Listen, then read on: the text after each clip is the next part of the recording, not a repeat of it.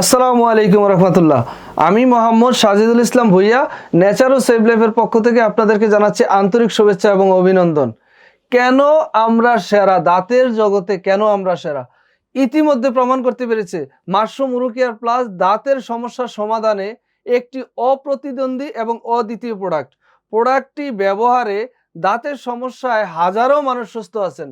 এই প্রোডাক্টটি ফর্মুলেশন করেছেন বঙ্গবন্ধু মেডিকেল বিশ্ববিদ্যালয়ের মাশরুম গবেষক এবং পুষ্টিবিদ ডাক্তার হাবিব স্যার। প্রোডাক্টে রয়েছে ISO certificate, basic registration number এবং টিন সার্টিফিকেট সহ সকল বৈধ পেপারস। প্রোডাক্টে যে সমস্যার সমাধান হয়, যেমন দাঁত ব্যথা, দাঁত দিয়ে রক্ত পড়া, মাড়িতে ক্ষত, জিহ্বাতে ঘা এবং মুখে দুর্গন্ধ, দাঁতে পোকা লাগা সহ এই সমস্ত সমস্যায় একেবারে স্থায়ী সমাধান হবে। আর আপনারা এই সমস্যাগুলোকে যারা মনে করছেন একেবারে সাধারণ সমস্যা, এগুলোকে কোনো গুরুত্বই দিচ্ছেন না, প্লিজ আপনাদেরকেই বলছি একটু খেয়াল করুন এই সমস্ত সমস্যা থেকে কি হতে পারে। যেমন দাঁত ব্যথা থেকে ব্রেন স্ট্রোক, হার্ট অ্যাটাক এবং মাড়িতে জিহ্বাতে ক্ষত থেকে ক্যান্সারের মতো ভয়ানক সমস্যা হতে পারে। এখন আপনারা এই বিষয়গুলো খেয়াল করেন। আপনারা বলবেন যে আমরা তো দাঁতের সমস্যায় সবসময় আমরা দাঁতের যত্ন নিচ্ছি।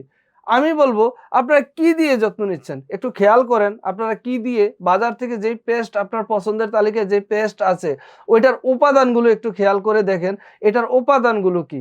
দেখবেন ইনগ্রিডিয়েন্টসে লেখা আছে এসিলিয়াস, ফ্লোরাইড এবং ফ্লেভার, এই জাতীয় সমস্ত কেমিক্যালের নাম, যেগুলো মারাত্মক বিষ।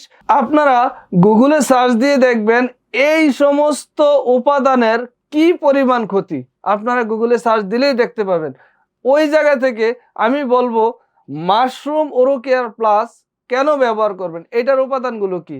দেখবেন আউবেল, দারুচিনি, লবঙ্গ, এলাচ, এই জাতীয় সমস্ত প্রাকৃতিক উপাদান, এইগুলোর এক একটা আলাদাভাবে গুগলে সার্চ দিয়ে দেখবেন মানব দেহের জন্য কতটা উপকারী। তো আমি বলবো আপনারা আপনাদের বাসায় মাশরুম ওরোকেয়ার প্লাস রাখুন এবং দাঁতের যত্ন নিন।